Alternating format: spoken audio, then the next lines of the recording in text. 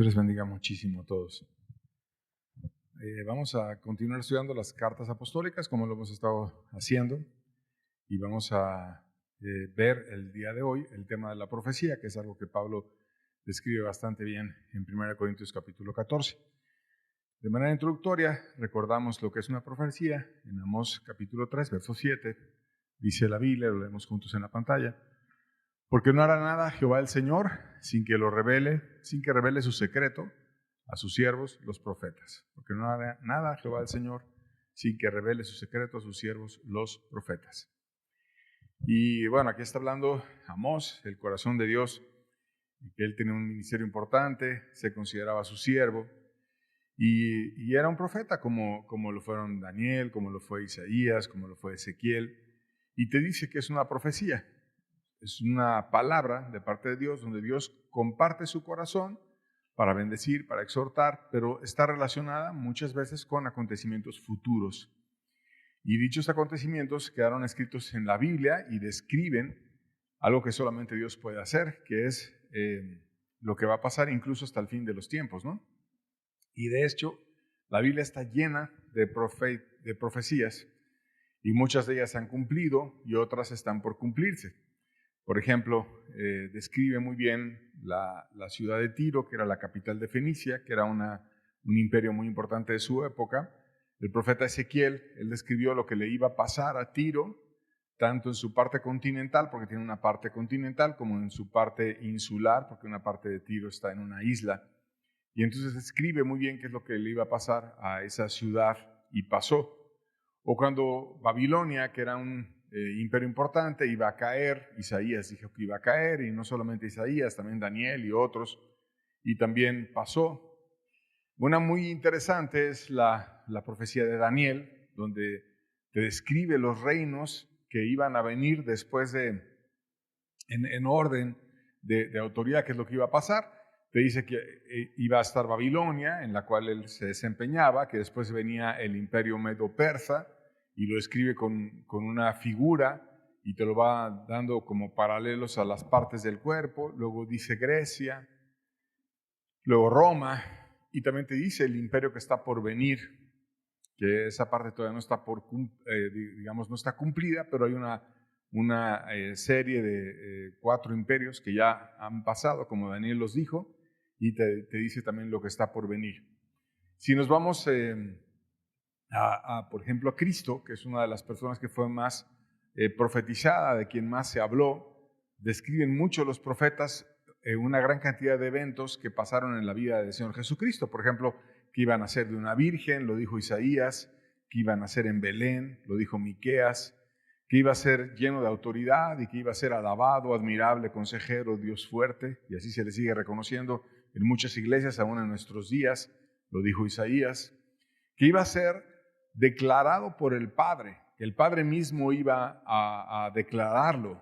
Eso lo dijo David en el Salmo 2 y pasó cuando el Padre mismo dijo que Él era su Hijo amado y que en Él tenía complacencia. Que entraría a Jerusalén montado en un asno, lo dijo Zacarías y pasó. Que iba a tener dominio sobre todo el mundo, lo dijo Daniel y no ha pasado todavía, pero va a pasar en su segunda venida. Que cuando regrese en su segunda visita a esta tierra, el monte de los olivos se partirá en 2, lo dijo Zacarías, todavía no ha pasado, pero está por pasar. Y que su cuerpo se iba a disponer con los impíos, lo dijo Isaías, y pasó cuando lo crucificaron al lado de 2 ladrones como impío a Jesús, con un ladrón a la derecha y con otro a la izquierda. Más que con los ricos irían su muerte, y también pasó, porque llegó José de Arimatea y le ofreció la tumba de un rico en una cueva tallada, que era algo caro, y ahí fue en su muerte. Entonces la Biblia está llena de predicciones que muchas veces han pasado. Y Pablo enseña a la iglesia de Corinto sobre esas palabras que Dios puede dar, advirtiendo de eventos futuros, que se le conoce como palabra profética. Vamos a ver cómo Pablo lo enseña. 1 Corintios 14, verso 4, la segunda parte del verso 4 dice: pero el que profetiza edifica a la iglesia. El que profetiza edifica a la iglesia. Entonces, aquí empieza Pablo a enseñar que la profecía es para la iglesia. Para una persona, ¿quién es la iglesia? Una persona que ha entregado su vida a Cristo, que ha sido redimido por su sangre, por su sacrificio en la cruz, que ha reconocido una vida desviada y que fue a Él y le pidió perdón y Dios lo perdonó con humildad, que tuvo fe en Él y que ahora lo adoptó como hijo y que es parte de la iglesia. Ser parte de la iglesia nada más quiere decir que Cristo te aceptó, que te recibió como parte de su iglesia, como su hijo, que te ama y que Él te recibe y que si tú tienes una promesa de ir al cielo. No tiene nada que ver con que estés en una reunión o no, o con que participes en algo así, sino el que te mete a la iglesia es Cristo. Y dice que el que profetiza lo debe hacer para la iglesia. O sea, primero que nada es una palabra que tiene un sentido de contexto de eventos futuros o de consolación o de edificación, que es para la gente que cree. Para eso es la profecía. No quiere decir que lo tengas que gritar en una reunión evangelística, sino quiere decir que tú se la das a una persona, si es que es una palabra dedicada para alguien, o se lo vas a dar a la iglesia en una reunión en donde tengas algunos miembros de la iglesia, pero es para edificación, no es para la gloria del que la está dando de ninguna manera, sino es para edificar principalmente a la iglesia. Y esta situación de que es para la iglesia se enfatiza varias veces. Vamos a ver otro segundo versículo en el verso 22 de 1 Corintios 14. Dice la Biblia, la segunda parte del verso 22, pero la profecía no a los incrédulos, sino a los creyentes. Entonces, si la gente no cree, ¿por qué Dios va a venir al que no cree y le va a venir a dar acontecimientos futuros? Está dada principalmente para el que cree y viene, no es para los incrédulos, porque finalmente no la valoran, no la quieren, sino a los creyentes. Entonces, de nuevo, enfatiza Pablo de una forma o de otra forma que son palabras que Dios deja para aquel que tiene una confianza en Él. Y también aclaró el propósito por el cual se dan estas palabras proféticas. 1 Corintios 14, verso 3 dice, pero el que profetiza habla a los hombres para edificación, exhortación y consolación. Entonces Dios viene, te da una palabra y con esa palabra te edifica. No tiene un propósito de destruir, tiene un propósito de edificar, de exhortar, que también quiere decir que te anima, que te motiva a que tú puedas seguir adelante y te consuela. Y eso es una maravilla que Dios hace por medio de las palabras proféticas, porque si por ejemplo tienes una advertencia de que viene un problema, de que se van a levantar en contra de ti, o de que viene una crisis, o de que viene una hambre, o de que te vas a quedar en necesidad de algo, o alguna enfermedad, etcétera, y Dios te lo avisó antes, cuando viene la crisis y cuando viene la dificultad, dices, ya Dios me lo había avisado, y entonces te edifica la fe, en vez de moverte, toda esa situación te edifica y dices, bueno, si Dios me avisó es porque me quiere formar algo y ¿qué me quieres tú formar? Y empiezas a depender de Dios y te motivas y te ayuda y te consuela y te bendice y Dios te levanta y es algo muy hermoso que Dios puede hacer. Y no necesariamente porque venga un problema, a veces puede venir una victoria, puede venir una gracia, puede venir una bendición, pero ya Dios lo había avisado. Entonces, el propósito de una palabra profética es construir, que es edificar, quiere decir construir, no destruir, sino construir. Exhortar, que quiere decir animar, y también consolar, es decir, dar confort a una persona que pueda estar afligida, que pueda estar con angustias y que recibe una palabra profética y te es confortada, ayudada, bendecida. ¿Qué produce la verdadera palabra profética? Bueno, nos ayuda para estar preparados en un acontecimiento a que Dios nos quiere avisar, ¿no? De hecho, eso hacemos los padres. Le decimos a nuestros hijos, oye, te va a pasar esto en la secundaria, oye, te va a pasar esto cuando seas adolescente y te van a venir las hormonas y vas a tener muchas tentaciones y vas a cuestionar a los adultos y se te va a acelerar la inteligencia y vas a empezar a sentir que nadie te entiende y que no te comprenden. Eso hacemos cuando son niños y van a entrar a la adolescencia y los vas advirtiendo de lo que viene. Bueno, Dios ve el futuro mucho mejor de lo que nosotros lo vemos y Él nos advierte y nos da una resolución a través de esas palabras proféticas del problema de la ignorancia. De hecho, Dios le da mucha importancia a las profecías. Una cuarta parte de la Biblia es de carácter profético. Hay algunos estudiosos las han contado, te voy a leer los datos de ellos, sinceramente yo no los he contado, pero hay quienes dicen que hay 333 profecías de Cristo, 109 de su primer visita, 224 que todavía no se han cumplido y que están por cumplirse de su segunda visita. Hay 1527 pasajes en el Antiguo Testamento y 330 en el Nuevo Testamento que se refieren a esa segunda visitación de Jesucristo, y Cristo mismo habló de su segunda visita al menos 21 veces. Y todas estas palabras proféticas o advertencias o ánimos de cuestiones que vienen en un futuro nos ayudan a consagrarnos, a saber algún día Dios podremos estar en medio de un mundo injusto, en medio de un mundo corrupto, en medio de un mundo que está de cabeza, en medio de un mundo donde los niños son despreciados, no son valorados, no son amados, donde hay corrupción, donde hay veneno, donde hay muchos problemas, pero no va a ser siempre.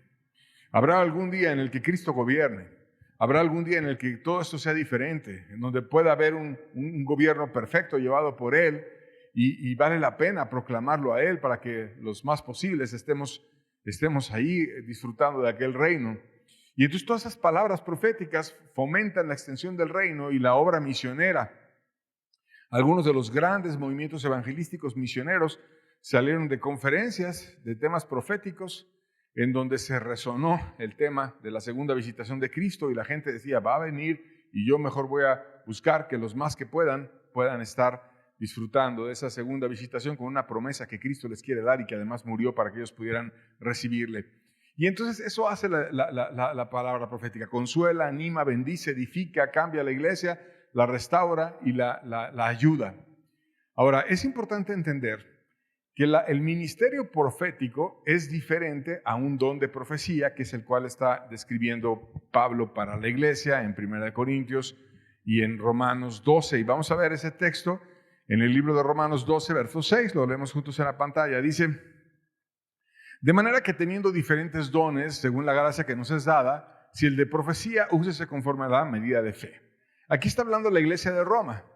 Eso quiere decir que había personas en Roma que tenían esos dones, había que tenían un don de profecía, un regalo de profecía. Algún hermano que podía a lo mejor haber hecho otras cosas, que quizás podía haber sido un diácono y que también tenía el don de profecía, o que alguien que evangelizara, o que tuviera una reunión, una célula, que predicara en algún lugar, o que repartiera comida, o que ayudara, o que bendijera, haciendo misericordia, cualquier situación, a lo mejor trabajar para su familia, etc. Pero Dios también le dio la palabra profética y dice, úsese conforme a la medida de fe. Y eso pasó en Roma, pasó en Corinto, pasó en muchos lugares, pero no sabemos de grandes profecías que hubieran dicho los de la iglesia de Roma o los de la iglesia de Corinto. ¿Por qué? Porque es muy diferente una palabra profética que tú tengas para una iglesia especial, para un tema específico local que pueda haber, para una familia, para una persona, que para todo el mundo, como pasó en los profetas, o para anunciar al ser más importante del universo, como pasó cuando anunciaron a Jesús en muchos matices de su vida, hablando muchos detalles de él, incluso hasta cómo iba a morir, cómo iba a ser despreciado, cómo iba a ir después a ser exaltado en el cielo. Muchos detalles, vimos solamente algunos de manera escueta en la introducción, pero hay muchos más detalles que vienen sobre Jesucristo visto por los profetas. Entonces es muy diferente cuando alguien tenga una palabra profética, algún don que Dios le dio, es muy diferente ese don a un ministro profeta como los que vienen en el Antiguo Testamento, por ejemplo, Isaías o Jeremías, etc., ¿no? Entonces puede ser que alguien sea guiado por Dios a darle una palabra, sabes que Dios me dijo que te va a pasar esto, o yo veo que Dios quiere esto en tu vida, o ten cuidado porque va a pasar esto y esto otro, lo cual es totalmente posible. Pero no quiere decir por eso que una persona que llegó a ser usada en una palabra profética para bendecir a otra, algún hermano, algún grupo, etcétera, sea, no, es que ya es un profeta y es como Isaías. No. Una cosa es un ministro profeta, como los que vienen en la Biblia, que ellos tienen profecías que son impresionantes y que predijeron eventos miles de años antes de que ocurrieran, que estaban muy cerca del corazón de Dios y que Dios les abrió lo que iba a pasar, porque Él conoce todos los tiempos, porque Él sabe todo está delante de Él. Él no tiene límite alguno, no hay nada que lo detenga. Él conoce tu pasado, tu presente, conoce el futuro, conoce lo que vas a hacer, cómo va a cambiar el futuro, sabe absolutamente todo. Entonces nos advierte como un Padre bueno y a veces esas advertencias las manda a través de alguien para que tú te prepares. Pero es muy diferente una palabra profética para algún tema local, menor, etcétera, a una profecía como las del Antiguo Testamento, que algunas predijeron eventos miles de años antes y que han pasado y que nos dejan impresionados. Entonces, no porque una persona pueda llegar a ser usada en compartir un sentir profético para un grupo local, en ninguna manera podemos comparar a esa persona que es como si fuera alguno de los profetas del Antiguo Testamento. Porque también han habido algunos que se llaman profetas, digamos, en los tiempos recientes, y que empiezan a decir que otro testamento del Señor Jesucristo, que ahora esto, y se levantan a decir profecías que son cuestionables y que no tienen realmente comparación con los del Antiguo Testamento. Entonces, ese don al que estamos hablando ahorita en Romanos 12, en 1 Corintios 14, es un don que puede darse en la iglesia, que no quiere decir que se van a levantar profetas como los de antes, porque además Dios ya describió todo lo que va a pasar a nivel mundial. Ya escribió el Salvador, que vino y ya pasó, y que va a volver a venir y va a pasar y ya está dicho. Ya dijeron qué es lo que va a venir, en dónde va a venir, cómo va a venir, qué va a pasar, a quién va a vencer, qué naciones se van a levantar. Hay muchos detalles que están hablando de esas palabras proféticas del Salvador, y también sabemos los eventos futuros, el juicio final, cómo va a ser el estado eterno, cómo va a ser el tribunal de Cristo, cómo va a ser tantos eventos que están descritos en la Biblia y que ya todo el panorama está claro. Ya Dios lo advirtió y lo dijo, los grandes acontecimientos de la humanidad están descritos en la Biblia, pero no están los pequeños, no están las cuestiones locales, no están los de una familia, los de una persona, los de un grupo local, los de alguien al cual Dios le ama y también y le quiere hablar.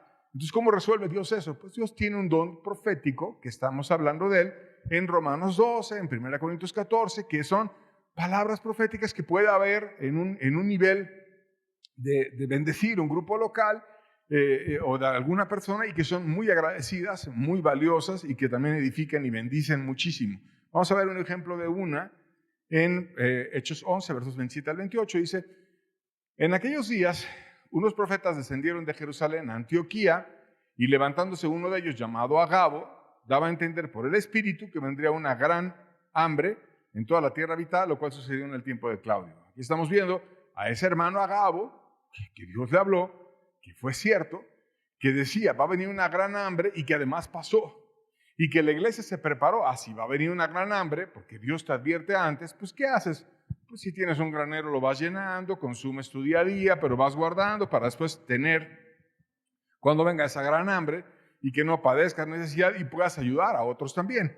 Y eso pasó muchas veces, le pasó a José también y a otros en el pasado. Entonces Agabo dijo una palabra profética local que iba a ocurrir también en otra ocasión. Ese mismo Agabo le dijo a Pablo que lo iban a apresar y que lo iban a atar sus manos y sus pies, y también pasó. Entonces es un ejemplo de una palabra profética. No quiere decir que Agabo sea como Isaías, pero era un hermano que bendecía mucho, que para la iglesia local tenía ese don de palabras proféticas. También nos dice, por ejemplo, las hijas de Felipe que profetizaban, el evangelista, que tampoco es que ellas hubieran sido como los grandes profetas del Antiguo Testamento, sino que tenían un don profético que bien se puede dar en nuestra época, entre nosotros, que tú, si estás consagrado, se lo puedes pedir a Dios, que Dios se lo puede dar, y que además se puede usar para bendecir a muchos, y eso es totalmente posible. ¿Por qué?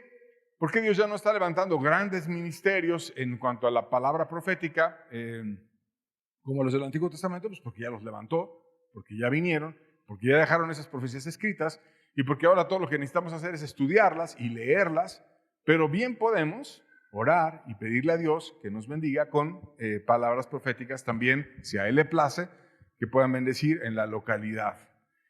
Ahora, es muy importante entender que la Biblia nos enseña que se deben evaluar las profecías. Pablo instruyó a la iglesia a juzgar las profecías. 1 Corintios 14, verso 29 dice: asimismo, los profetas hablen 2 o 3 y los demás juzguen. Aquí está hablando de una reunión en la iglesia que pasaba en Corinto, y dice, los que tenían ese sentir, esa capacidad, ese don de Dios, pues debían de hablar 2 o 3, no era algo así enorme, pero sí había personas que lo tenían, 2 o 3, y los demás, ¿qué debían de hacer? Juzgar, debían de evaluar. ¿Qué es lo que Dios nos quiere hablar? ¿Es consistente con la palabra de Dios? ¿Es de acuerdo a lo que Dios me ha estado diciendo en mi oración? ¿Es algo contradictorio o es correcto? ¿Qué es lo que Dios nos quiere decir con todo eso? Entonces, cuando una persona dice una profecía, la verdadera persona que ame a Dios, que valore algo que dicen, así dice Dios, o Dios me dijo para ti esto, tienes que tener una actitud de juzgarlo. Por eso es que es para la iglesia, porque la iglesia valora la palabra de Dios, porque si Dios me dijo algo a través de un hermano, pues lo voy a valorar mucho y voy a evaluar qué quiere Dios decirme. Voy a orarlo, voy a ponerme a pensar y voy a buscar y voy a confirmar y voy a ahondar o aún agregar lo que Dios quiera añadir o escarbar lo que Dios me quiera dar a través de esa palabra que me dijo ese hermano. No solamente se lo dijo a Corinto, también se lo dijo a Tesalónica Pablo. Primera Tesalonicenses 5, versos 19 al 22, vemos esta verdad. No apaguéis al espíritu. O sea, no es algo que debas de frenar cuando alguien tenga una verdadera palabra profética. No menospreciéis, las profecías. Examinadlo todo, retened lo bueno, absteneos de toda clase de mal. De nuevo te está diciendo, debes de tener cuidado cuando tú oigas una palabra profética. La debes de no menospreciar. No decir, es un loco que me dijo algo. No. Si Dios te habló a través de quien sea. Es un nuevo hermano, no ha de saber nada. ¿Por qué? Eso sería una soberbia. Un hermano que Dios restauró, que Dios salvó su corazón. No importa si lo acaba de salvar hoy y me viene a dar una palabra, que bueno, gracias a Dios, no lo voy a menospreciar nunca. Lo voy a examinar, lo que me dijo, para tomar lo bueno.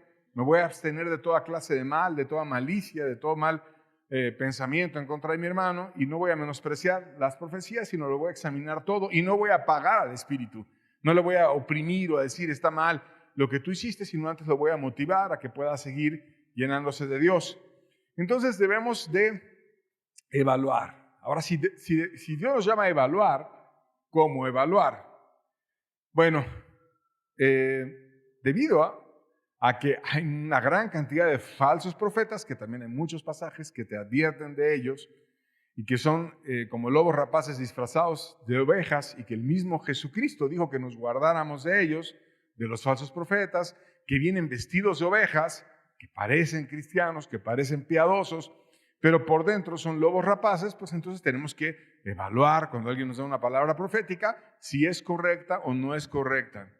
¿Y cómo saber cuando alguna persona es un falso profeta? Bueno, un falso profeta es una persona que dice que Dios le dijo algo y en realidad no le dijo. Entonces, si él dice, Dios me dijo que te dijera esto y Dios no se lo dijo, se está poniendo en un lugar al cual Dios no le puso. Y si Dios no se lo puso en ese lugar, es una persona que está muy envanecida. Está actuando lleno de soberbia, creyendo que Dios le habla cosas que finalmente está inventando de sí mismo, y está muy, muy arrogante, y tienden a ponerse a sí mismos en el centro y quitarle la gloria a Cristo y tener un protagonismo muy grande. De hecho, el falso profeta, dice Jeremías, habla de su propio corazón, no del corazón de Dios, sino de su propio corazón. También son personas que no tienen amor.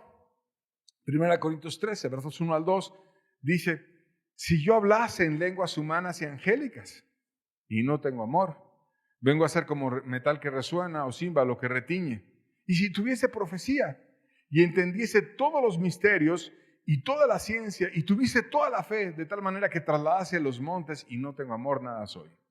O sea, si yo puedo interpretar todo y Dios en teoría me hablara de todo el futuro y yo te digo lo que te va a pasar y el día que te vas a morir y todo lo que tú quieras, pero no tengo amor, dice, no eres nada, no eres profeta, estás envanecido. Entonces, cuando una persona diga que es profeta y no tiene amor, es cruel, es duro, no es misericordioso, no busca la restauración de los demás, sino nada más está acorneando a los otros, no son personas que sean verdaderos profetas, porque el amor edifica, el amor construye, el amor consuela, el amor ayuda, el amor da libertad, el amor no subyuga, no tortura, no golpea, sino bendice a los demás.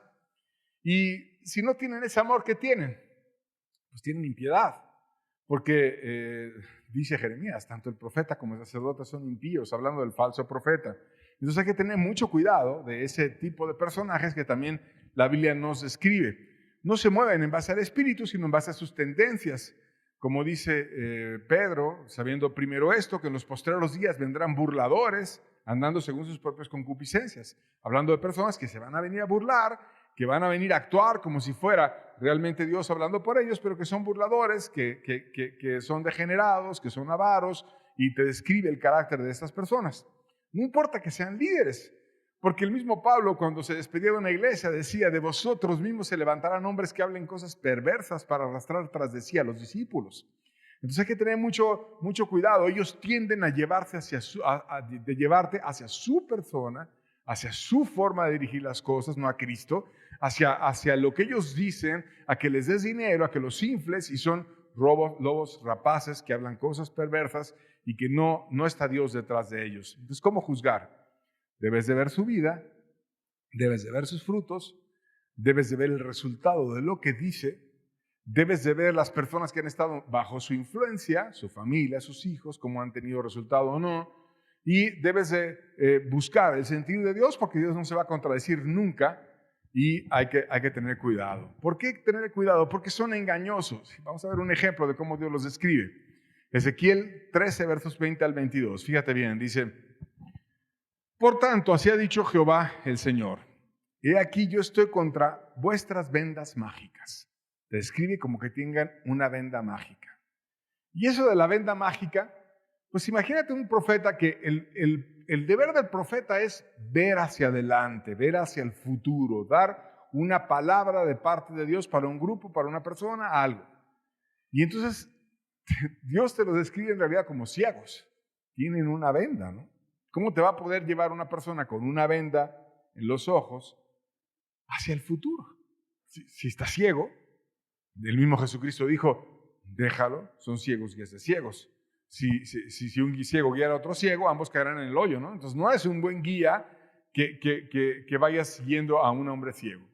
El problema es que te lo presentan muy místico, una venda mágica. Hasta la manera en la que hablan, cómo te lo dicen, metiendo palabras en griego, hablando de esto, que el Señor, que el neuma, que acá y allá, y empiezan así como todo mistificándolo, y parece como algo mágico, y la verdad te confunde. Te confunde cuando empieza a ver una persona hablando así, si no tienes cuidado. Y te dice más adelante el versículo: con que cazáis las almas al vuelo. O sea, atrapan a las almas. ¿A qué almas? A las que van volando. Cuando dice que cazan almas al vuelo, quiere decir personas que estaban volando, que estaban en lo celestial, que estaban en un enfoque eterno, que están en cuestiones del cielo con Dios, pero ellos las cazan. Entonces, si tú estás siendo ministrado por el Espíritu, si Dios te está bendiciendo, si Dios te está ayudando, si estás enfocado en amar a Dios, te cae un falso profeta, te avienta una falsa profecía, te dice algo que te puede tentar, desanimar y demás, y si no tienes cuidado, te caza, te desanima, te hace menos. Y dice Dios: yo los libraré de vuestras manos y soltaré para que vuelen como aves las almas que vosotros cazáis volando. Romperé asimismo vuestros velos mágicos y libraré a mi pueblo de vuestra mano. Y no estarán más como presa en vuestra mano, y sabréis que yo soy Jehová. Por cuanto entristecisteis con mentiras el corazón del justo, al cual yo no entristecí, y fortalecisteis las manos del impío para que no se apartase de su mal camino, infundiéndole ánimo. Esto hace un falso profeta. Al verdadero cristiano lo entristece. La alabanza la detiene, estorba todo, condena al que está mal y empieza a hacerte sentir mal, te entristece, y Dios no te entristece. Entonces, cuando vienen y te dan esa palabra falsa, ¿tú qué tienes que hacer? Dios, me dijo esto esta persona. ¿Es así? ¿Tú dices eso de mí? ¿Es cierto como dice esta persona que va a pasar? ¿Es cierto que todos estamos mal, como dijo esta persona? ¿Es así o no es así? Porque si no lo haces, no estás juzgando. Y Dios nos llama a juzgar las profecías. Y tenemos que tener cuidado. Y también, ¿qué hacen? Fortalecen las manos del impío para que no se parte de su mal camino, infundiéndole ánimo. Es como que te motiven a hacer algo que al falso profeta le conviene, como meterte miedo, como dirigirte en base al miedo, que es, a final de cuentas no es el espíritu detrás de él, sino es una manipulación asquerosa la que tienen, y entonces te quieren mover en base al temor y en base a que al miedo al hombre o a llevarte a algún pecado o alguna situación. Y si no tienes cuidado, sus vendas mágicas, su estilo autoritario, su manera de hablar, te engañan. ¿Qué debemos hacer? Juzgarlo. Hay que juzgarlo. Cuando una persona se levanta, sí dijo Jehová, hay que ver si dijo Jehová o dijo esa persona. Y de eso ha pasado mucho, para ser sinceros. Y muchos los hemos oído. Y hemos oído muchas de esas palabras, que así dice Jehová, que así dice esto y demás, pero pocos han sido los que han juzgado. Y Dios quiere que eso no pase. Dios quiere que cuando Dios hable, todos digamos amén y vayamos y obedezcamos aquello que Dios nos pide, pero que cuando un envanecido, un presumido, un loco, una persona que está mal que te quiere manipular, hable, también existe un discernimiento de decir, no le voy a hacer caso, porque no habló Dios, sino es una persona envanecida. Dios nos anima a evaluarlos, pues tenemos el Espíritu que nos lleva a toda verdad. Romanos 8, versos 14 al 15, dice, porque todos los que son guiados por el Espíritu de Dios, estos son hijos de Dios. Pues no haber recibido el espíritu de esclavitud para estar otra vez en temor, sino haber recibido el espíritu de adopción por el cual clamamos Abba Padre. O sea, Dios te adopta como hijo. Y cuando te adopta como hijo es bien dulce, es bien amoroso, estás bien motivado, estás bien contento con Dios, estás disfrutando de su ayuda, de su comunión, de su persona, y puedes tener una cercanía tan grande y tan hermosa con Dios como la de un niño que le dice Abba Padre, o sea, papito, o que le pone como un apodo así al papá, como que tú eres algo muy cercano, algo muy como algunos que dicen pa, o algo así. Es decir, Abba Padre es con mucho cariño y con mucha cercanía acercarte al Padre. Y como tenemos esa cercanía con Dios, Él nos quiere guiar con su Espíritu, como un Padre bueno. Nos quiere tomar de la mano y nos quiere llevar a toda verdad. Y no nos quiere llevar a un espíritu de esclavitud o de temor, lo cual hacen mucho los falsos profetas. Te meten temor, te manipulan, te quieren llevar hacia sus propias ideas y necesitamos ser guiados por Dios para poderlos anular. Puedes finalmente hacer equipo con la iglesia y juzgar. Porque cuando dice que 2 o 3 hablen y los demás escuchen y juzguen, pues ¿cómo vas a juzgar si no hablas? Oye, ¿qué te pareció la palabra de tal? ¿Qué te pareció esto? ¿Te parece que es correcto? ¿Te parece que es así?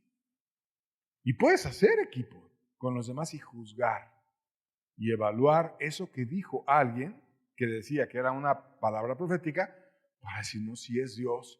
Y vamos a hacer eso y vamos a prepararnos, etcétera, o no es Dios. Imagínate, ese Agabo de repente dice, va a venir una gran hambre. Entonces ya todo el mundo se va a poner a acumular grano y a prepararse, nada más porque lo dijo Agabo, o bueno, a ver, vamos a juzgar. Vamos a orar, vamos a evaluar, y no, ¿sabes qué? Yo tengo ese mismo sentir que Dios le dio a Agabo y vamos a prepararnos y de repente otro sale con una idea, no, vamos a hacer esto y lo otro. Se empieza la iglesia a alinear porque Dios es el que dijo la dirección, no Agabo. Dios. Y luego sabía los apóstoles, pasó en el tiempo de Claudio. O sea, Dios nos los habló. Y cuando vino esa gran hambre, la iglesia estaba preparada. La iglesia sabía que iba a pasar y estaba preparada. Porque hubo un verdadero hombre que habló lo que Dios quería hablar, no para sentirse, yo soy el super Agabo, sino para decir, Dios me dijo que lo dijera. Y no voy a estorbar a lo que Dios quiere que haga. Ahora, ¿qué hacer con un falso profeta? Si después de juzgarlo nos damos cuenta que no es un verdadero profeta, ¿qué hacer? Deuteronomio 18, versos 21 al 22 dice, y si dijere en tu corazón, ¿cómo conoceremos la palabra de Jehová que no ha hablado? Si el profeta hablara en nombre de Jehová y no se cumpliere lo que dijo ni aconteciere, es palabra que Jehová no ha hablado. Con presunción lo habló el tal profeta, no tengas temor de él. Entonces, cuando una persona se levanta y está así llena de engaño, está bien envanecida. Luego hasta él mismo se lo cree, o ella misma se lo cree, que son profetas, y lo dicen de una manera muy autoritaria. Así dice Jehová, y lo empiezan a declarar. Entonces, tú tienes temor de Dios y dices, Dios, de veras, me estás tú diciendo esto. Y si le pones atención a la forma, sino al fondo, tienes que tener cuidado de no intimidarte por esa forma de declarar las cosas tan firmes como la usan. Pero no es el estilo de cómo lo diga de una manera autoritaria o determinante, sino es, ¿pasó como dice él? ¿O no pasó como dice él o ella? Y si no pasa, o no predice, o no está advirtiendo de algo que sea claro, dice la Biblia, con presunción habló el tal profeta. Fíjate cómo Dios lo presenta. Es un tal profeta, hombre. Tal profeta. Así como cuando alguien hace burla de otro, ¿no? ¿Te has fijado, no sé, como cuando alguien dice, no, pues es el ingeniero Diesel? Ah, sí, ¿por qué es el ingeniero Diesel? Ah, porque dice él que es ingeniero. Así hacen bromas, ¿no? De gente que se pone títulos que no tiene, ¿no? Entonces, así Dios dice, es el tal profeta, hombre. Es el tal profeta. Ese no es profeta. Entonces, ¿qué es? Si es el tal profeta, ¿qué es? Es un presumido. Es lo que está diciendo la Biblia. Es un presumido. Con presunción habló el tal profeta. Entonces, ¿qué tienes que hacer? No tengas temor de él. No tengas temor de él. Es un presumido, hombre. Es lo que es. Un falso profeta presumido. No le tengas miedo al tal profeta.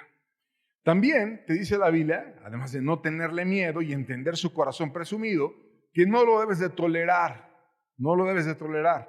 Apocalipsis 2, versos 20 al 22, dice, Dios hablándole a una iglesia, pero tengo unas pocas cosas contra ti, que toleras a esa mujer Jezabel, que se dice profetiza. De nuevo Dios dice que se dice.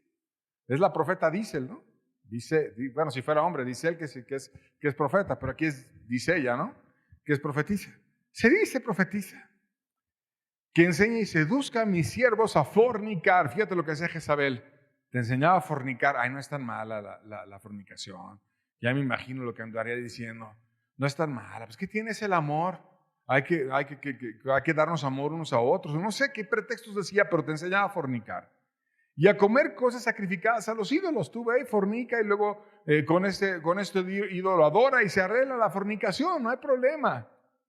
Ya le he dado tiempo para que se arrepienta. O sea, Dios le habló a esa profeta falsa y le dijo que se arrepintiera, pero no quiere arrepentirse de su fornicación. Pues ella misma era fornicaria, le gustaba. Y entonces a la gente cuando empieza a hacer algo, le gusta a los demás llevarlos a hacer eso que está haciendo la persona. Ella fornicaba, pues me voy a ver muy mal si todo el mundo dice que yo fornico, yo quiero ser parte de la iglesia, entonces voy a legalizar la fornicación. Y entonces ella empieza a profetizar y a decir, no, pues es el amor, es lo que Dios dice. Y empieza a legalizar la fornicación.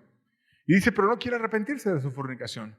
Y aquí yo la arrojo en cama y en gran tribulación a los que con ella adulteran, si no se arrepienten de las obras de ella. Fíjate qué tan desviada estaba la iglesia, que estaba aquella mujer enseñando a desvíos sexuales y las personas adulterando con ella y Dios diciendo, la voy a dejar en cama, la voy a enfermar y le va a ir mal, y a todos los que están con ella también, sus amantes, le va a ir igual. Entonces, ¿qué tenía Dios contra esa iglesia? Que toleraba a una falsa profeta. Y yo quiero que Dios no tenga nada contra nosotros y que no toleremos a ningún falso profeta. Que si algún envanecido, presumido o soberbio se levanta a decir cosas que te llevan a desviarte de la Biblia, les vamos a decir, no, tú aquí no tienes entrada. No te vamos a tolerar.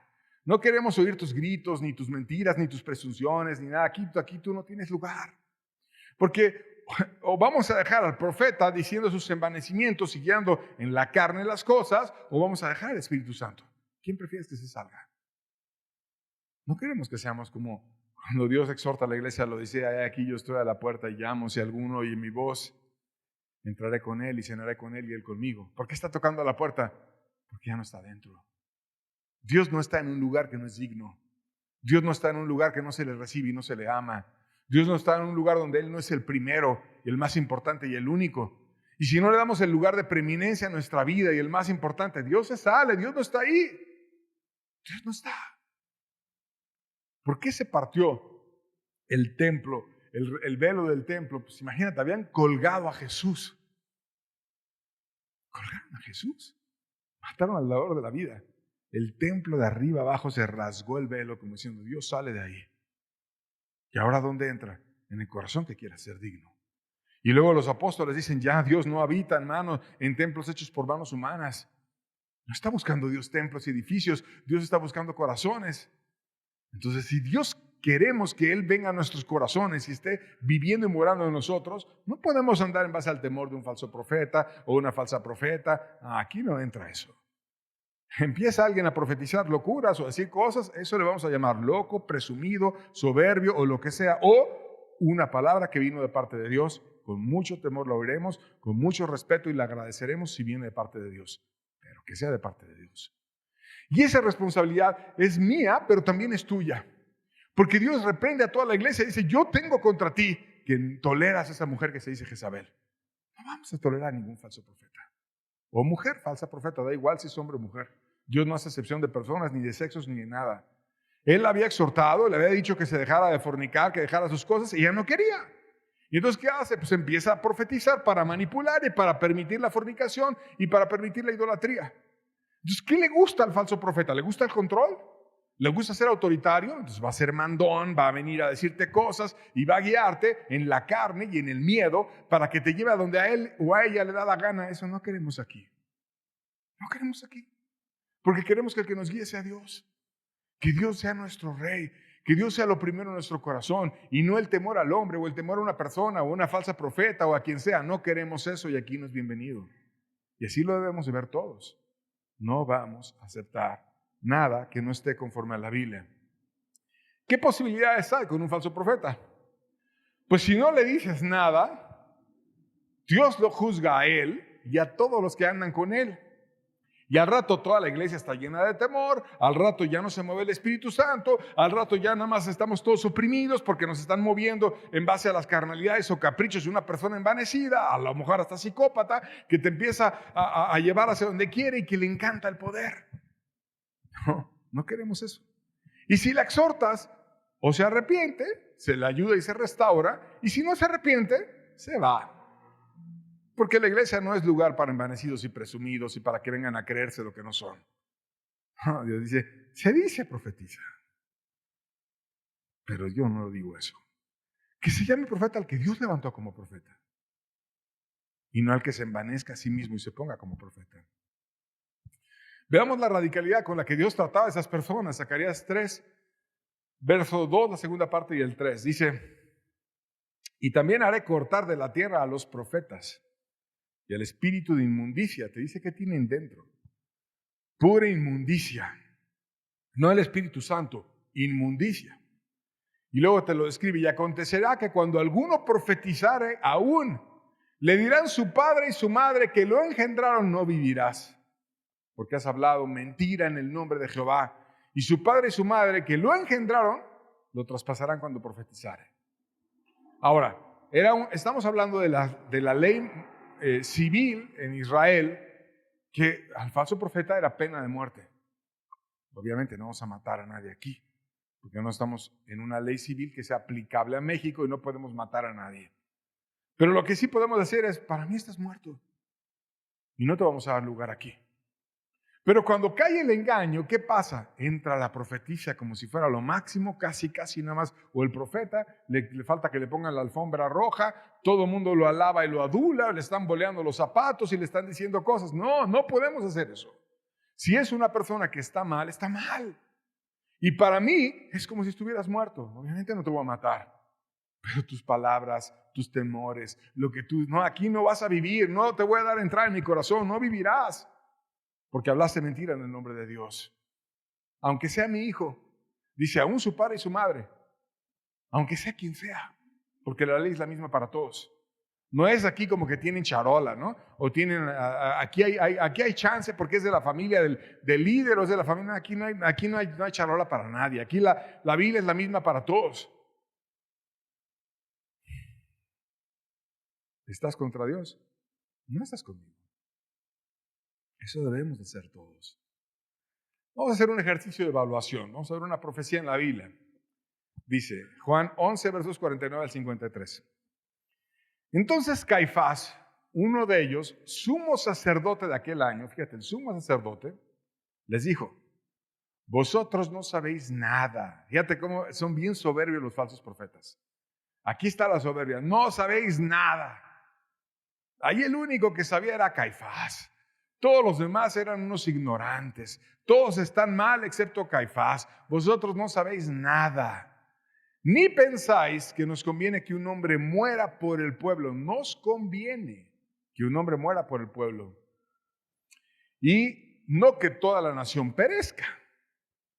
Esto no lo dijo por sí mismo, sino que como era el sumo sacerdote de aquel año, profetizó que Jesús había de morir por la nación, y no solamente por la nación, sino para congregar en uno a los hijos de Dios que estaban dispersos, así que desde aquel día acordaron matarle. Fíjate lo que hizo este perverso. Era el sumo sacerdote, o sea, el más importante líder religioso de Israel. Y entonces dijo en una reunión, es una profecía que quedó escrita, que convenía que un hombre muriera por el pueblo y no que toda la nación pereciera. Entonces siempre les gusta el drama. Así a los falsos profetas les gusta el drama. Lo dicen con una manera muy acá, que no toda la nación perezca, y nos conviene que un hombre muera, y así, el drama. Como no está Dios detrás, entonces tienen que hacerlo con estilo, así para manipular. Pero lo dijo por sí mismo. No lo dijo por Dios, lo dijo por sí mismo. Me conviene. ¿Por qué le convenía? Pues porque Jesús hacía maravillas, porque Jesús convertía los panes, los multiplicaba los peces, sanaba a los enfermos, confortaba a los caídos, ayudaba a los endemoniados, llegaba a un lugar y de todos los enfermos, todos eran sanados.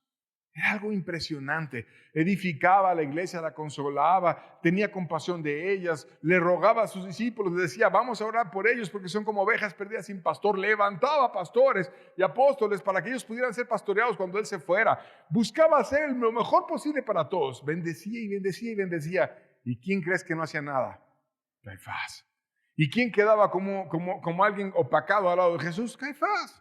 Era un líder religioso que debió de haberse ido a poner a los pies de Cristo, decir, Señor, este país te necesita, tú ven y guíanos, entra a la sinagoga y tú guíanos por dónde vamos a guiar el templo como tú nos digas. Pero cuando llegó Jesús y vio el templo, era un negociazo en el templo. Hasta con azote de cuerdas sacó a todos los mercaderes del templo. No le gustó a Caifás, pues si el negocio se le iba a caer. No, o sea, aquí hay que ganar dinero, hay que ganar de esto, hay que ganar lo otro. No le gustó. Entonces, ¿qué fue lo que hizo? En una reunión ahí con el pueblo y la gente religiosa dijo, es necesario, nos conviene que un hombre muera y no que toda la nación perezca. Ándale, pues, ahora el salvador de la nación era Caifás. Así les gusta el drama. No es que no lo hago por mí, lo hago por los demás y por toda la nación.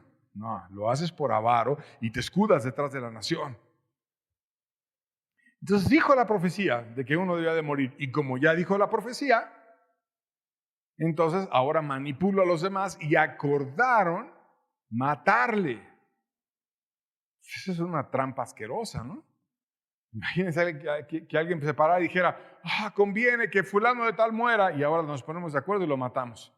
No, pues Dios ya lo dijo, que convenía que muriera. Ahora vamos a ponernos de acuerdo y lo vamos a matar. Eso es un asesinato planeado. Eso es convertir a la iglesia o al grupo que te está escuchando en delincuencia organizada y en andar yendo a matar a un justo. Eso es una asquerosidad y eso no es una profecía. Pero se disfraza de falso profeta, se disfraza de profeta, como el mismo diablo, se disfraza de ángel de luz y la gente boba de aquel entonces fueron y mataron a Jesús. Y entonces cuando salió Pilato a decir, ¿a quién quiere que les entregue? Porque Pilato quería salvar a Jesús, entonces dijo, voy a poner al peor. Y puso al peor y saca ya a Barrabás. ¿Y a quién quieres entreguen? Y ellos decían, no, entréganos a Barrabás. Pues ya lo dijo el profeta. Y no debemos de ser bobos. Debemos de ser personas que juzguen de acuerdo a la verdad. El tema de la profecía es algo que es peligroso, la ignorancia, porque te atrae las puertas al engaño. Hay personas que han profetizado y han sido malas, que han sido crueles, que no han cuidado a los que debieron haber cuidado, que han sido pésimos ejemplos, que han sido personas con soberbia y presumidas y que han hecho daño. Y que han pasado por aquí. Y que no los hemos juzgado con rapidez. Y que hicieron daño. Y que no lo debemos de tolerar nunca más. Debemos de aprender todos a evaluar. Se levanta un falso profeta o una falsa profeta, se va. se levanta un verdadero hombre o mujer que habla de parte de Dios, con mucho temor y cuidado ante Dios, lo que Él nos diga lo tomaremos. No quiero decir que no existen las profecías, porque estaré mintiendo en contra de la Biblia. Claro que existen, pero también existen las falsas profecías. Si Jezabel se levanta y te dice que está permitido fornicar y hacer idólatra, como lo hizo en la Biblia, pues hay que tener cuidado. Pero no siempre es la fornicación y la idolatría. Te puede llevar al temor al hombre, te puede llevar a la crueldad, te puede llevar a la tortura. Y eso es abominable. Y no lo debemos de tolerar. Ya ha pasado. Y no queremos que pase. Entonces, si pasa, queremos que todos lo juzguemos. Y si alguien dice, así dice Jehová, ojalá así diga Jehová. Y si dice Jehová, amén, qué bueno. Si tú eres cristiano, estás llamado a juzgar, a evaluar. A eso te llama Dios. Unos, dos o tres profeticen y los demás juzguen. No te puedes hacer a un lado. Todos estamos guiados con todo cuidado a velar por la casa de Dios. No podemos permitir cosas que estén aberrantes entre nosotros. No solamente oír y consumir. No es que me digan y todo me lo voy a comer y lo voy a hacer. No. Lo oigo, lo juzgo, lo evalúo, lo aplico, lo oro. Y si no lo entiendo, lo hablo con alguien más. O con 2, o con 3, o con 10, o con los que sean, pero lo voy a evaluar. Y luego voy a venir a exhortar al falso profeta, si es falso, a que se arrepienta. Y si no se arrepiente, se va. Porque si no, vamos a hacer que la iglesia sea como en la época de Jesús. Debía ser una casa de oración y era una cueva de ladrones. Entonces no queremos que sea una cueva de locos envanecidos que están diciendo falsas profecías. No. Queremos que sea una casa de oración. Y debemos dar el primer lugar a Dios. Y así va a ser. Por otro lado, existen verdaderas palabras proféticas. A mí me han dado palabras proféticas que yo sé que se han cumplido. Soy testigo de eso.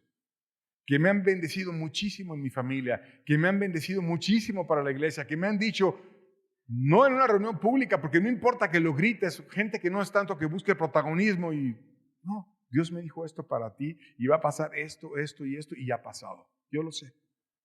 Y es una bendición. Y cuando estaba en medio de la crisis y del problema, recordaba esa palabra, que Dios me la habló a través de esa persona y que cuando me la dijo, dije, Dios, muchas gracias. Y te vas y la oras y lo haces con cuidado porque sabes que Dios te habló y que valoras tanto al hermano que te lo dio. No importa si es alto, si es chiquito, si es nuevo, si es de mucho tiempo. Importa que Dios te lo dio a través de él y que sabes que es Dios el que te lo habló. Y pasa. Y también yo sé que hay que tener cuidado de los falsos profetas, pero también si hay una verdadera palabra profética, no apagar el espíritu, no negarla. Si Dios lo dio, ¿por qué vamos a callar? Buscar a Dios, porque puede edificar mucho. Termino con 1 Corintios 14, verso 1, el comentario de Pablo respecto a la profecía. Dice, seguid el amor y procurad los dones espirituales. Este es el inicio de los dones, que andes en amor y que los procures. Pero fíjate, pero sobre todo que profeticéis. Es un consejo, una verdadera palabra profética. Bendice muchísimo, ayuda muchísimo. Es una bendición enorme. Entonces, el mensaje completo está en juzgar, tener cuidado de las falsas profecías, pero también anhelar las verdaderas. Porque eso dice Pablo. Seguir el amor, procurar los dones espirituales, y si entre los dones, sobre todo que profeticéis, edifica mucho. Y fíjate qué impresionante de hacer, por ejemplo, el don de hacer milagros. Qué impresionante, ¿no? Hacer milagros es un don increíble. Como qué milagros, como no sé, cuando Moisés abrió el mar o cuando Jesús multiplicó los panes y los peces, eso es un milagro muy grande. O el don de sanidad, que es otro don, orar por un enfermo y tener la fe y la gracia y que tengan sanidades, es otro don muy valioso. Pero dice la Biblia y dice Pablo, sobre todo que profetices. Le da un lugar especial a la palabra profética.